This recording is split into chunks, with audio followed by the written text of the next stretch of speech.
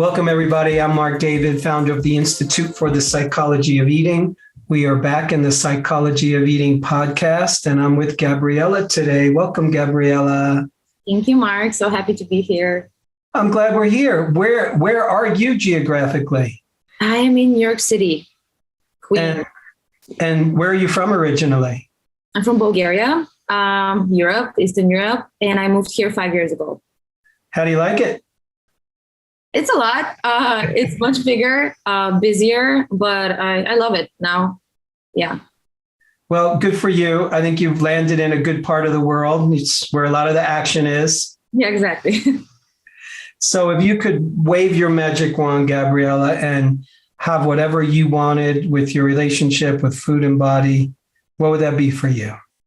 Yes. So I just wanted to mention, it's funny, last summer when I discovered your podcast, I was going back from CrossFit and I was listening to that. And I was wondering if anytime this question, you asked me that. So I'm very excited to share. So I would want to be liberated, as you use that word a lot, from all the negative perceptions and behaviors that I've created myself these couple of years around food that still operate in my life sometimes, and just more importantly, see food as the ingredients of it and the benefits rather than a way to shut my emotions down or just look at it as a number, as a calorie count. And yeah, just enjoy it. Be my friend, not my enemy. Understood. That's a great wish. So on the other side, what does your relationship with food look like these days? So if you put it into challenging terms, here's what happens for me. Here's what goes on. Yeah. Well, these days, much better. Thankfully, thanks to you and your podcast and everything. I use food a lot of the times to escape from what's happening. New York City can be very stressful. This change in my life was what created my destructive relationship with food. So I escaped from my emotions and what's happening with sweets, with these pleasures that are, I would say, fake. They're not real. So I use food for that, unfortunately. And yeah. Are you trying to lose weight? Yes. Not as much as before. It's not my goal. It's not my focus, but yes. How much would you like to lose? So I don't weigh myself, Mark, but because of you, I got on the weight on the scale 2 days ago because I know the question is coming. So 15 pounds. Mm-hmm. When was the last time you weighed 15 pounds less? I don't remember. For me, I wait. I'm a weightlifter. I love going to the gym and doing powerlifting. And I figured that this is not the way. Getting on the scale, I'm building muscles, so I cannot really tell what's going on. So where's the weight coming from? And I just stopped. Mm-hmm. Yep. So when did you notice that your relationship with food wasn't where you wanted it to be, that you were turning to food for emotional reasons? When did that happen? Yeah. It's funny. I've never, ever in my life thought about food in general. Food was just food when I was in Bulgaria, using it for its purposes. And coming here, 2009, enjoying life. And then in 2018, I was with some friends and we were here in my apartment. I live alone and we were measuring ourselves on the scale. I don't know why. And then I was the heaviest from everybody. And then this person made a comment and was like, wow, look how heavy you are. He said fat.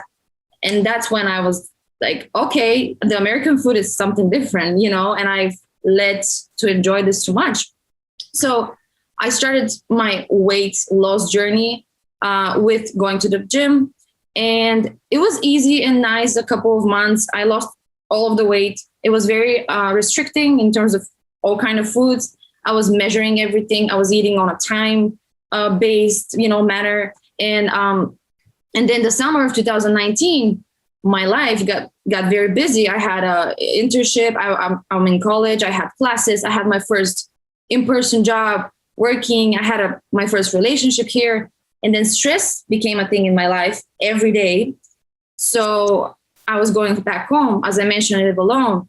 And after a very long day of so many things, I was just getting everything I have. I was going to the deli. I was buying in bulk. I was eating everything on my way back home. And it was very destructive and sad, but I couldn't stop. I just couldn't stop. And do experiences like that happen these days for you where you just go for it? When stress is very, very, very extreme, when I cannot even think about mindfulness right now, but it's rare now, much rarer. Yeah. Mm-hmm. So when you think about losing weight, and how do you translate that desire into your, just your actions? Like, do you try to limit your eating? Do you try to do a certain thing relative to exercise? Like, what do you tell yourself? Oh, here's how I'm going to be trying to lose weight. Yeah. So I will talk about how I used to feel, because as I said, now weight loss is not the goal. I would used to compare myself a lot to that time where I lost the weight that I told you. I really loved how I looked that summer on pictures and everything. So I kept those pictures and I kept going back to them. So I printed them out all over my place. And I was like, you're going to look like this again. And you're not going to live your life until you don't look like this again. So restricting, I was not eating, any sweets. I was shutting off my friends for wanting to go out and blaming them for, you're going to make me more fat. Why do you do that to me? I'm struggling. I want to be this perfect person again. And I was just like home alone. And it's funny because all I was doing was binging because I couldn't go out and enjoy life. And it was this cycle of just me eating, regretting. And I couldn't even go to the gym, which this is the highlight of my day. Because I was binging at night. It's always at night. As most of the people hear the podcast, it's always at night. So it was a nightmare. Yeah. So these days, when the evening time comes around, is that a challenge? Yes, I find myself with a lot of free time after 6, after work. And it's been happening. Yeah, I just don't have so many snacks at my apartment anymore. And I tend to, meditate a little, just relax and don't overthink. So yeah, I found ways to combat the stress, the focus on the stress. Mm-hmm. So do you generally eat 3 meals a day? Yes. Yeah. What time do you usually have dinner? I try to have it around 6 because I want to sleep at 9:30 to wake up at 5:30. So this is yeah. So if you're going to overeat at night, what time does that happen usually? Yeah, usually that's not in my plan. So it happens later. It happens right after dinner, or I would tell myself lies. I would be like, it's okay. Just around 8, it's just a bite. And then it became so much food that my body cannot digest. And I wake up bloated and feeling fat. And it's all the lies that I'm telling myself. Yeah. Mm-hmm. So, by the way, I know that you said to me, weight loss is not so much a focus like it used to be for you. Yeah. And one of the reasons I'm focusing on it with you right now is because I think what happens is it's completely possible what you're saying, that, it's not the same kind of focus it was. Maybe to say it's not the same kind of intensity, and it doesn't grip you like it used to. Mm-hmm. So that's a good thing. That means to me, you're moving in a good direction.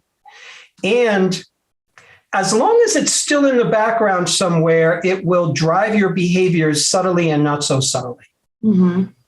So, and I'm not saying that you shouldn't want to lose weight.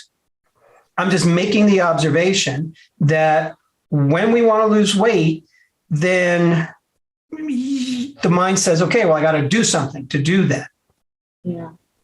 And there's going to be a lot of conversation that you're aware of in your mind and that you're not aware of in your mind that's driving things. Mm-hmm. And part of it is, yes, I get that there's stress. Maybe it's not like you're in a new country anymore, but you're still living in a foreign country. Yep. And how old are you now? I'm 25. 25. So my personal opinion, I think of all the age groups, the teens, 20s, 30s, 40s, 50s, I think the 20s are the hardest. Yep, I agree. I just think they're the hardest because you're not a teenager anymore. And in a way, for a lot of people, thank goodness they're not a teenager anymore. Yeah. So you have more of yourself, you own more of yourself. But at the same time, you're not fully an adult, still in school. You don't have your long-term life, whether that's relationship, kids, career, whatever that is for you, you're still in process. And when we're in our 20s, what I notice is that we're still oftentimes living in response or reaction to our past. Yep. And we're just trying to figure out how to not do that. So you're trying to figure out, okay, how do I not be living in reaction to whatever happened back then, or even whatever's happening for me on a day-to-day basis? Mm-hmm. So I'm just acknowledging 20s are not easy. And I'm glad you're looking to find more peace with food. I think at the end of the day, if you think of it as a long-term journey, and long-term means some number of years. Some number of years could be 2 years, it could be 5 years, it could be 10 years. And the reality is you find more and more freedom. Yeah. If you're paying attention as you get older. I feel I have more freedom around food and body than I've ever had. And I feel like I've been in a good place for the last 40 years. Mm-hmm. But still, it even gets better. Just because you and I will continue to mature and will continue to grow. So do you use the term emotional eating? Yeah. I didn't know what emotional eating is until I didn't go participate in your transformation with food, 8-week-long program, changed my life. And I also want to mention that even if I feel at a better place right now, at my worst, I gained 15 kilograms, which, Mark, I don't know this in pounds, but this happened during the pandemic. Our life changed for, the worst. Yeah. And I was only doing that. I was only emotional eating. I was hating what's happening. I was stuck at home alone. I broke up with my boyfriend because I thought he was the reason for me to binge eat. That's how I figured that I'm just eating my emotions, escaping reality, and I couldn't really change anything. Yes. Yeah. So we are always going to use food to regulate our emotions. That's what humans do. Yeah. If you look at any tiny little baby and they're crying and they're screaming and they're yelling, and you give them mama with the bottle or mama with the breast, it takes 3 seconds and they're calm, they're relaxed, they're happy. Mm-hmm. So we have a very strong genetic memory, not only from your life, but in your DNA. For every person that came before you, feel bad, eat food, feel better. So from the time you were an infant and you were crying and screaming and you got the bottle or you got the breast, that whole experience of, I'm being touched, I'm being loved, I'm being held, I got some nice sweet milk in my mouth. This is great. I love my life. Somehow that's going on in the infant physiology. It just goes into a full body, relaxed and pleasured state. And food becomes associated with touch, with love, with mother, with safety, with every good thing. And, even if you and I had the perfect relationship with food, we still eat emotionally, meaning you go out on a date. I consider going out on a date to dinner, that's emotional eating. You're in that dating experience. A holiday dinner, that's emotional eating. Celebrating with your friends, that's emotional eating. Yeah, sitting in front of the computer and watching something and you're stressed out and it's 10 o'clock at night and you're eating a bunch of food because you're anxious. Yeah, that's emotional. We eat with emotion. So we're emotional creatures. So I see you as you're learning how to regulate your emotional experience in ways other than food. Mm-hmm. Yeah. And that's not easy. If it was easy, you would do it. You would think, oh, I'm emotionally eating. I don't need to do this, but we're compelled to do it because it's so powerful. It works so well. Mm-hmm. The moment you eat, in that moment, you feel better. However many minutes you feel better, those minutes feel really good. And it takes us away from the pain. So I'm just trying to say from a biological standpoint and a psychological standpoint and a genetic standpoint, I'm just saying it makes sense that we turn to food to regulate our emotional experience. Got it. You're just learning how to do it in a way that works for you. Yeah. So I think it's important to at least acknowledge that, oh, I do this not because there's something wrong with me. Mm-hmm. There's literally nothing wrong with you. You're doing the smartest strategy that your unconscious knows to do in the moment. It knows, oh, ever since I've been an infant and I eat, I feel better. So let me keep doing that because I'm not feeling good right now. So you're breaking, you're changing an unconscious, automatic, habitual pattern. The cycle, yes. Can I quote you, Mike? Mark? Please, if it's a good quote, especially. Oh, yes. So it's part of the 8-week program, which I advise everyone to go through. It's if you can get on board with eating issues as a learning experience, your eating concerns will likely continue to slam you into the old dead end.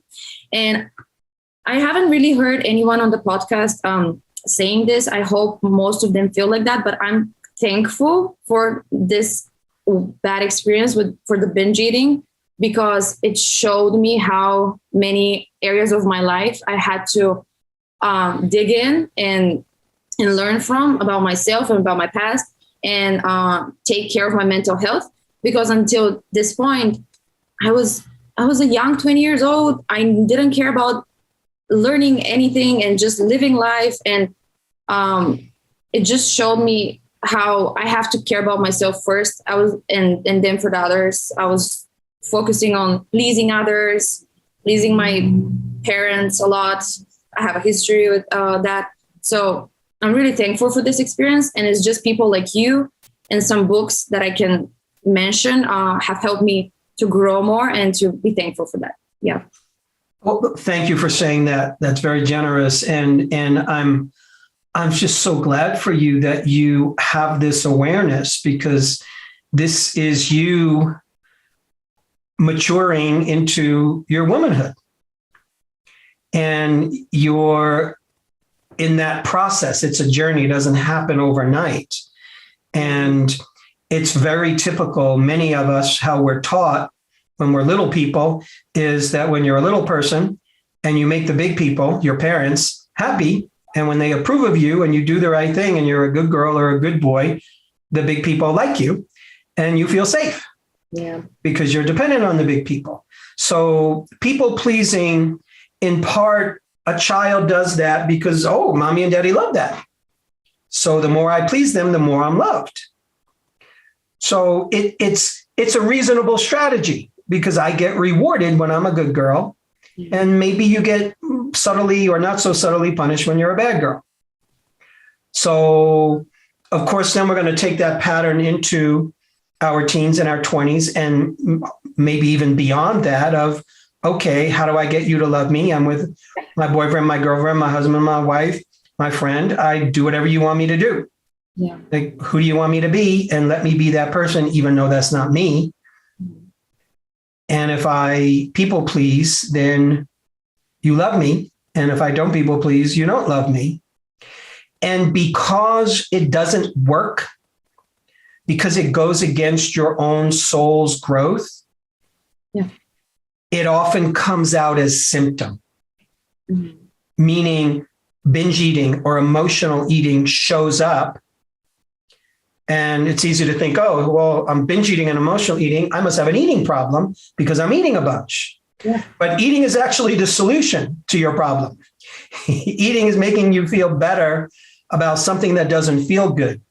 Because at this point, from what you said, people pleasing doesn't feel good to you anymore. You know it doesn't work.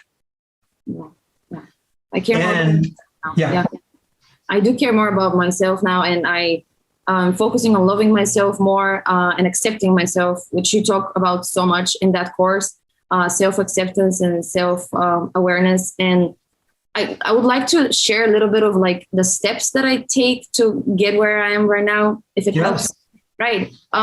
So around the beginning of this binge eating disorder, I would call it before that, binge eating disorder, not anymore. That boyfriend at the time that I told you suggested to go to Overeater Anonymous to join that. And me, a Bulgarian person, never heard of that. You know, it's a very American thing to have this community-based meetings and just like a area of that. So I joined that. And Mark, it works for some people, but not for me. They were labeling yourself. You have to label yourself. I'm Gabriela, and I'm a sugar addict, and I'm an overeater. And this was every week. And I had a sponsor that I had to talk with every other day to tell her about my behavior with food for that day. And I was lying to her. I was hiding things. I felt terrible because I couldn't stop binging. And I wanted to be a good person for her. And this broke my heart even more. And then I dropped that because it didn't work for me. And I, ever since, I've had 3 therapists. They helped so much. The therapy, you know, that changed my life. And my recent one, I was doing it while I was listening to your the course, the 8-week course.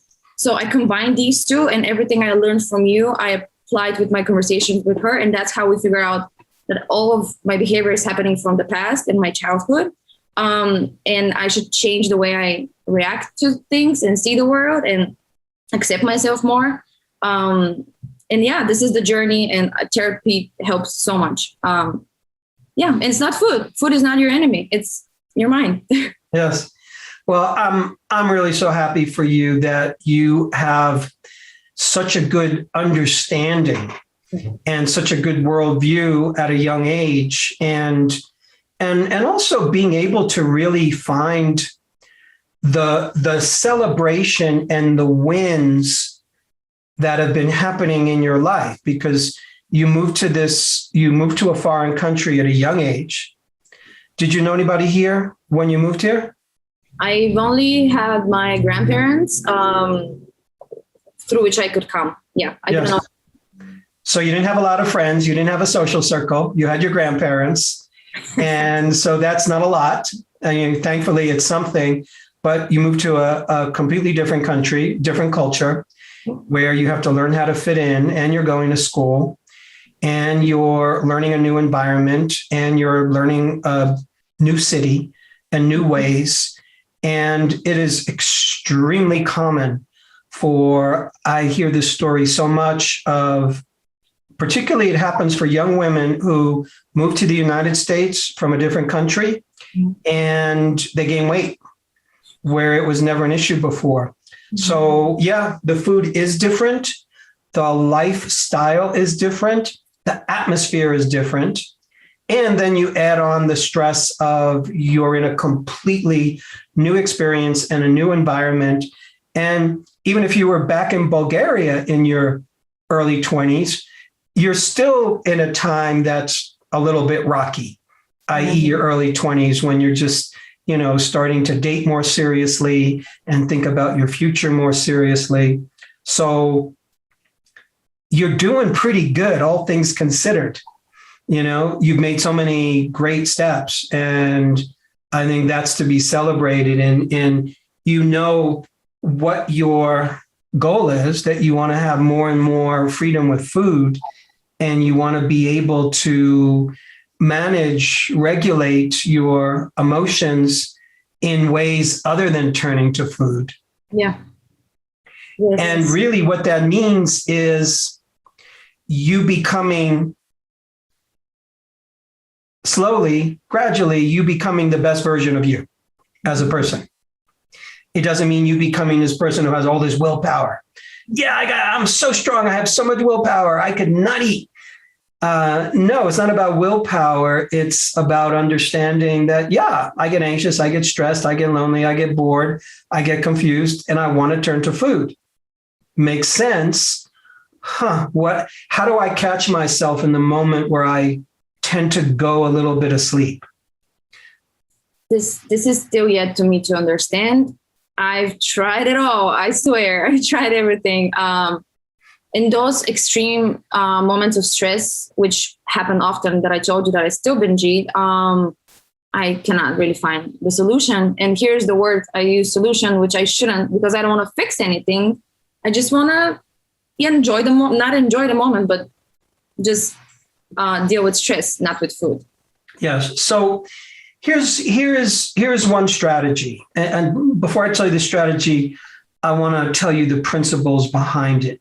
In order for you and I to do a behavior that we say, I don't want to do this behavior. I don't want to do the binge eating. I don't want to do all this emotional eating. I don't want to eat a bunch of food and then feel bad afterwards.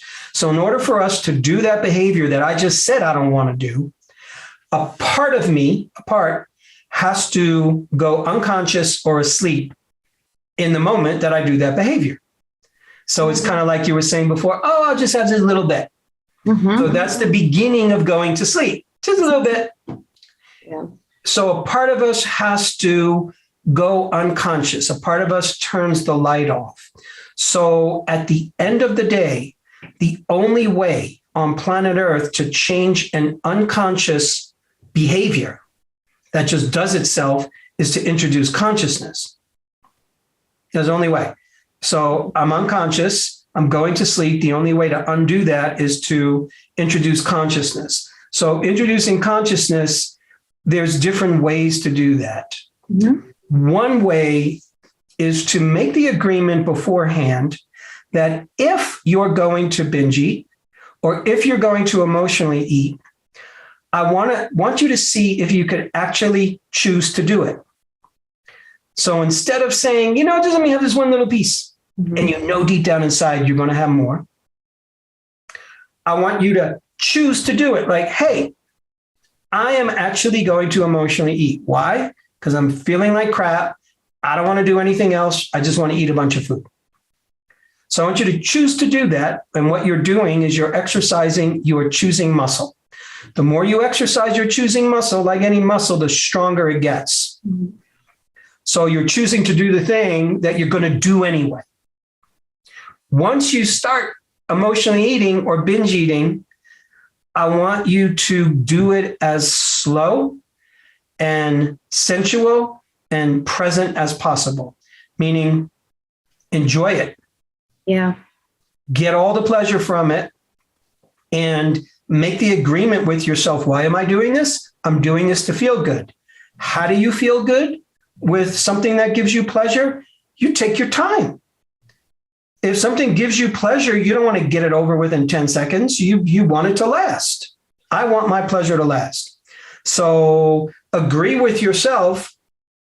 I'm going to eat, I don't know, whatever it is, these 8 cookies, and I want you to eat it as slow and pleasurably and sensuously as possible. What you're doing, if you do that, is you're introducing consciousness. Mm-hmm. You're staying awake. This is what I'm doing. I'm emotionally eating. And I'm just choosing to do the thing I say I'm going to do. And while I'm doing it, I'm not checking out of my body. Because there's a part of you that when you do the behavior, you just check out. Escape reality. Yeah, that's how I call it. Yes. Yeah. So the only way is to check back into reality. The reality is you're eating in this moment. The reality is you're eating to escape reality, but you're eating to escape a certain part of reality. You're eating to escape pain. That's the only reality you're trying to escape, is something that is painful, uncomfortable, doesn't feel good to you. Mm-hmm.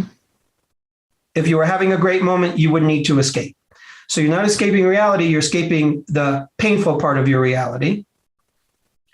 So in order to escape pain, you want to have as much pleasure as possible. So again, I'm saying, do the thing you're doing anyway. If you're going to eat, be present and conscious and choose to do that. And that becomes a practice, and you just notice how that impacts you.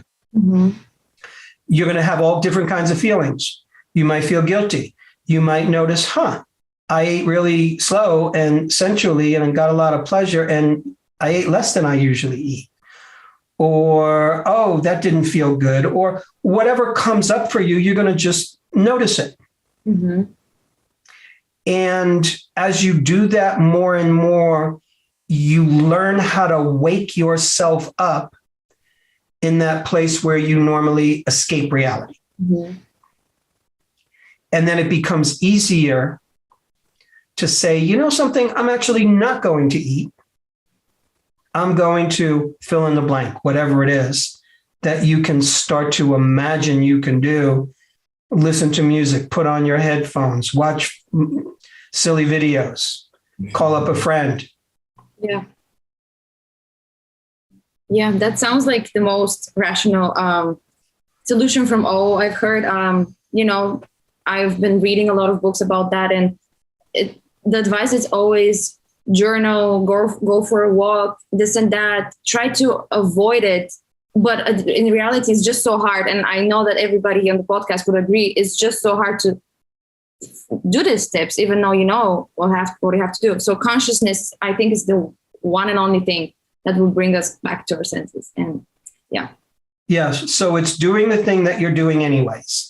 So it's choosing to emotionally eat. It's choosing to binge eat when you're going to do it and staying awake in that process. So you're learning how to be awake in that neighborhood that you normally go to sleep in. Mm-hmm. And the more you practice wakefulness, the more that seeps into you, and the more it impacts over time your choosing muscle. Yeah. So it starts to become more natural to choose something else because you're learning how to choose the thing you're doing anyway. Yeah. So I'm not saying to you choose something else. I'm saying to you choose the thing you're going to do anyway, as a step to take you where you want to go. And feel good about it. Yeah, that's the strategy. Yeah. Yeah, that's the goal. And I wanted to show this book, The Power of Now. It really helped with all of that we're talking, not just in the binging moment, but in life, being mindful and conscious of the now, and it's all it matters, and forget about overthinking for the future or worrying about the past. It's just the now that matters. So changed my life. Yes. Yeah. I like to joke with people that I want to write the sequel to that book. I'm going to call it The Power of Later. Yeah. Yes. Yeah. So it's true. Everything's happening in the now. Mm-hmm. And the now is when things get transformed. The now is when things heal. Now is when we change. Now is when we feel. And yeah, we're escaping the now when we check out. So really, I think another thing that you're learning that all human beings have to learn, and it's very difficult, I think, to do in this world, which is to stay in our body. Because there's so many ways to check out of our body because I don't like reality. Mm-hmm. It's not easy living in a strange land, so you're going to want to check out at certain times. It's not easy dealing with relationships, so you're going to want to check out at some times. It's not easy dealing with feeling lonely or somebody dies or all the things we go through as human beings. It's not easy. and we have our escapes. You know, some people escape on the internet, some people escape with porn, some people escape with food, some people do alcohol, drugs, gambling, whatever it is. And it's not bad to have our escapes. Sometimes we need to shut out the world. You know, sometimes you just need to be in your apartment and be in your own cocoon and just be in your own little world. And there's other times when we need to not escape, and we need to stay present. So that's a learning journey. Yeah. Yeah, I agree. It taught me a lot, and I'm saying again, I'm thankful for everything. Yeah. What else helps you stay in your body and stay present in your life? Yes. As I mentioned, working out is the way that I have a lot of energy. So that's how I spend that energy out, and I get more in my body. I get to know what I'm able to do to build muscle, and how to better take care of, my routine, because it really, you have to be strict to sleep early, to be well rested. And I'm really connected with myself now, having this routine and meditating too, to have the best workouts. So it works for me. It's just sometimes that with the binging, I'm not able to do that. So yeah, working out. Mm-hmm. Now, after you binge or after you emotionally eat, how do you talk to yourself? What do you say to yourself? Like if I could hear your internal conversation, what would I be hearing? Right now, it's what I'm saying. It's okay. It was just a moment. But before, it was like, why would you do that? You know what you have to do, and you're doing it anyways.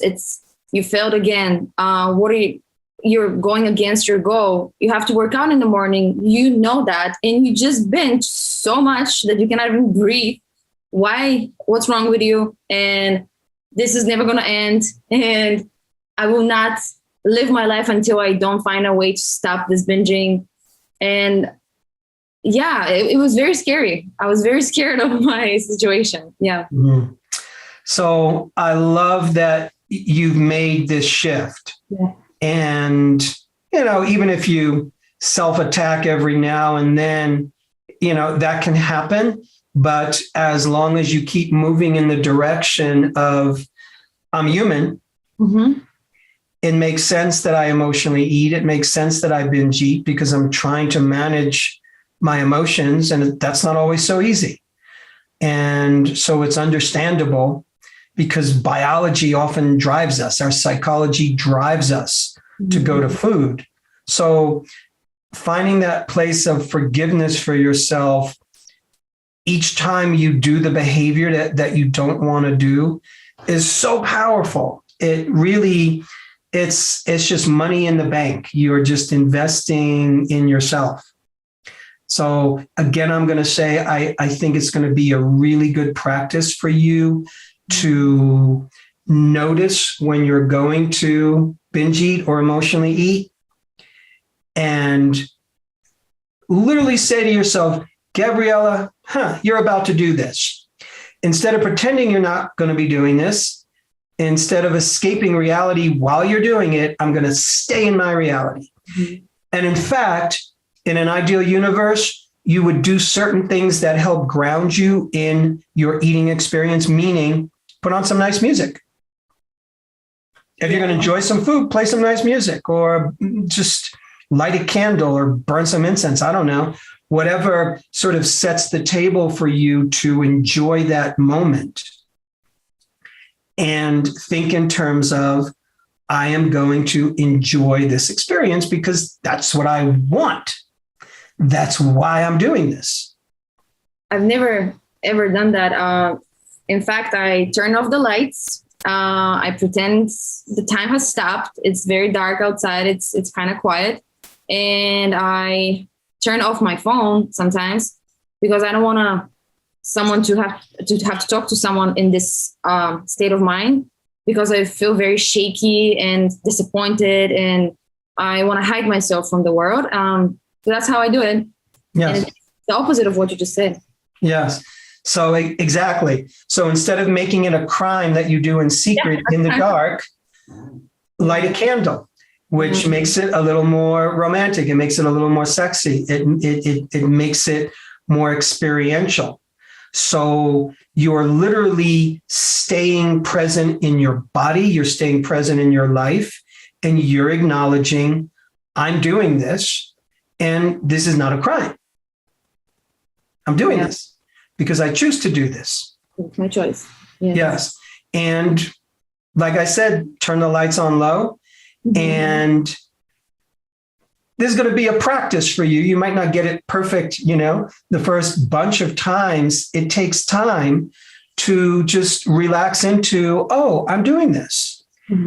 And there's light here. You're turning on the light, metaphorically speaking. You're bringing in light for yourself where you normally think I should be in darkness, because any behavior that's unwanted needs light. Yeah. It needs consciousness. It needs love. It needs understanding. It needs wisdom. Yeah, I agree. I think that I have already applied this strategy in my everyday life. Before, at my worst, I would walk around New York, and there's just so much food, so much different food. And I would literally cover my eyes. I don't want to see it. I turn down my friends to try these new experiences. I would hear the food talking to me as, come and have me. And I would say, no, I cannot. I'm too fat right now. And I would just go home. And then that's when I would, engage in binging and that. Right now, I enjoy everything. I say yes to everything in moderations, of course. And I don't obsess that much over what's outside, and I don't feel it as a threat. So it has changed my life completely. Yeah. I'm so glad. So you're taking that same strategy and applying it to the evening time. Yeah. when you might normally turn off the lights and not be in moderation and not be present. So you're learning, really, it's part of it. Part of the puzzle here is really learning how to be in better relationship with our own pleasure. As strange as that sounds, we're creatures of pleasure. You're built for pleasure. You're attracted to food because your tongue has a lot of taste buds on there. And when that food hits your tongue, that food hits your mouth, it feels really good. So we are built for pleasure. Everything that is essential for life, food, which helps us survive, is pleasurable. Sex, which helps us reproduce and continue the species, it's pleasurable. So pleasure is good. And what happens is we get really conflicting messages about pleasure in this world. Yeah. And, oh my God, food is pleasurable, but oh my God, it's bad for me. Oh my God, food tastes so good, but oh my God, it's going to make me fat. And then we're caught in this mind storm. And the way to start to master that is take it out of the head and into the body. So like you say, now I might not turn down an opportunity with friends, but I do it in moderation. So that's actually a key principle of learning to master your own pleasure, which is being with pleasure in a moderate way.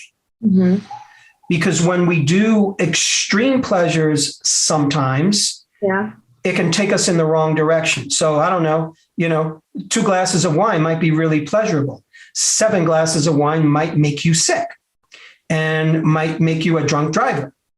So, okay, extreme pleasure, not so good. Moderate pleasure, you can really fine tune yourself. So that's part of what I'm asking you to do in the evening time, is to learn how to experience pleasure. In moderation, yes. In moderation. Yeah. even though you're doing something that you would prefer not to do. Mm-hmm. I'm asking you to choose to do the thing you're going to do anyway. And once again, the reason you're doing it is because it's going to give you pleasure. Mm-hmm. The other way of saying that is it's going to take away your pain. Yes. But in the positive, it's giving you pleasure, which is what drowns out the pain. And you and I need pleasure in our life because there's a lot of pain. Life isn't always easy, so we need pleasurable experiences. We need good friendships, good relationships, good exercise, whatever's pleasurable for you. We need that. So part of it is learning how to make food pleasurable, even in the moments where you think I'm being a criminal or you think this is bad for me. Yeah. I think a lot of good things are going to come from that practice for you. I'm pretty sure too. Yeah, that's the goal now. And I had something else that I wanted to talk to you about that is happening to me with my eating. And it's very weird, but even though I don't binge so much at night, the times that I pass that, I sleep eat. I wake up in the middle of the night and I just go to the fridge and I just eat and I don't remember. I figure out the next morning when I see the wrappers. And it's been weird. And yeah, what's your opinion on that? How long have you been doing that? Like 3 weeks now. 3 weeks. Have you been doing anything different in the last 3 weeks? Are you on any kind of medication? No, it's just, this has been happening in the past too, but then it stopped and now it started again. So I was always wondering, what can that be? Yes. What a great question. So I think there's a lot of different answers. And if you think about it, it's a fascinating behavior. It is. Right? It's really crazy. It's a fascinating behavior. So right there, that's a clue.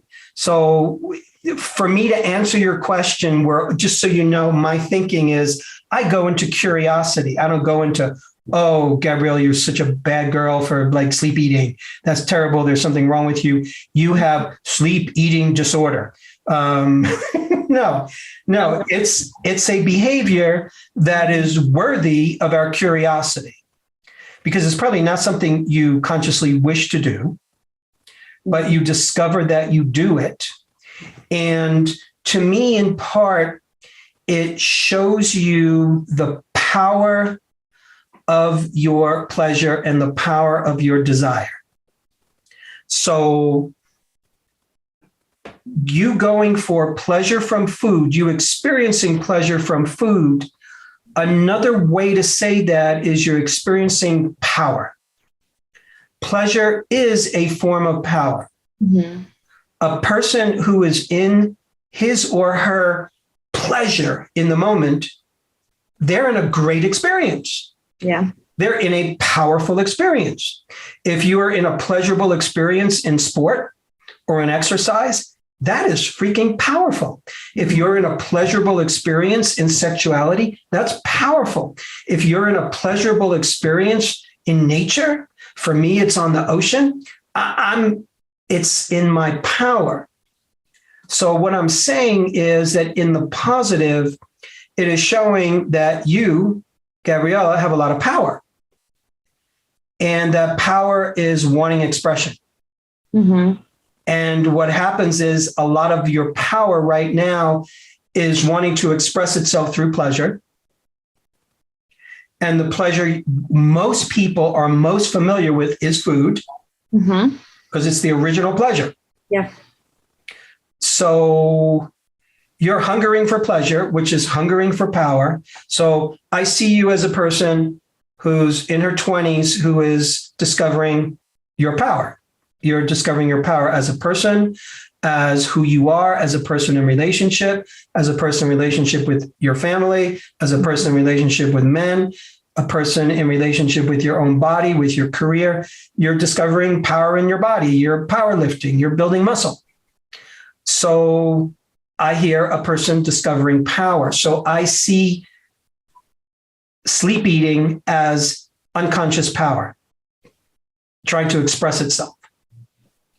So that's just an indication of I am hungry for pleasure, which is another way of saying I am hungry for experience. Mm-hmm. That's why we're here. That's why you're alive, because we're here to experience. And hopefully we're here to learn and grow from that experience. But what do you and I do every day? We wake up and we have experience. That's what we do. So you're hungry for the kind of experience that is powerful for you. And because you're not fully in charge of that yet, you haven't harnessed that fully yet, it comes out, some of it, when you sleep. Now it makes sense. Yeah. So this is yet another reason why I think the practice of staying awake when you binge or emotionally eat is going to help you let go of the need to do it when you're actually sleeping. Yeah, to enjoy it, to get the pleasure, feel powerful. And then I don't need to do it when I'm sleeping because I have already done it and I have gotten everything I need. Exactly. Makes sense. Exactly. So it's strangely, and everything I'm saying is it's a little bit counterintuitive when I say to you, don't fight your binge eating, don't fight the emotional eating. In fact, go with it. In fact, enjoy it. In fact, make it a great experience, because then you're not fighting it, because fighting it is fighting yourself. Mm-hmm. The behavior comes from you. So you fighting against you, there's no winner. You always lose. So as you learn how to experience your pleasure when you're awake, you have less need to do it when you're asleep. Yeah, I agree. Either with food or just in general, I need to get more into my experiences. Exactly. All of it. Yeah. Yeah, I agree. Wow, this is nice. This is really nice. What a great conversation. Yeah. Yes. I know we've covered a lot of turf, but is there a particular key highlight for you from this conversation that you want to call out? It doesn't have to be all of it, but something that's really sitting with you right now in this moment that feels helpful for you. Yeah, definitely this last piece right here about turn that criminal thought into a pleasure and feel the power of your actions. And why are you doing this for yourself? To enjoy and not to escape anything that you might think that food can fix. And just, as we said, be present in the moment, and everything you do is for a reason, and it's important to be conscious of the now and feel empowerment. I'm going to remember that word a lot now. Feel the power through my actions. This is really helpful. Yeah. Gabriela, great work. And you've done so much good work on yourself. I'm just so impressed that you follow your intuition, and it really feels like you have a good compass, like your soul's compass is pointing you always in the right direction. And doesn't mean it's going to be an easy direction, but I see you as a person who fundamentally you have a place where you trust yourself, mm-hmm. and you believe in yourself. And that's just so wonderful. Yeah, thanks to you and all of your episodes and your program. Again, I recommend everybody should go through that. And yeah, this was lovely. Thank you. Yes, thanks so much, Gabrielle. I really appreciate you being here and being in this conversation. Thank you for having me. And thank you, everybody, for tuning in. Take care. I'll see you all soon. Hey friends, we're so happy that you've joined us for another episode of The Psychology of Eating with Marc David. Are you loving these episodes? Then simply subscribe and you'll never miss an episode again. We'd also love it if you'd leave us a comment below so we can hear more about your own journey with food and body. And And if you're curious about what we offer at the Institute for the Psychology of Eating, including our internationally acclaimed coach certification training that's rooted in dynamic eating psychology and mind-body nutrition, please head on over to our website, psychologyofeating.com. Until next time, take care. And remember, having the body you want starts with loving the body you have.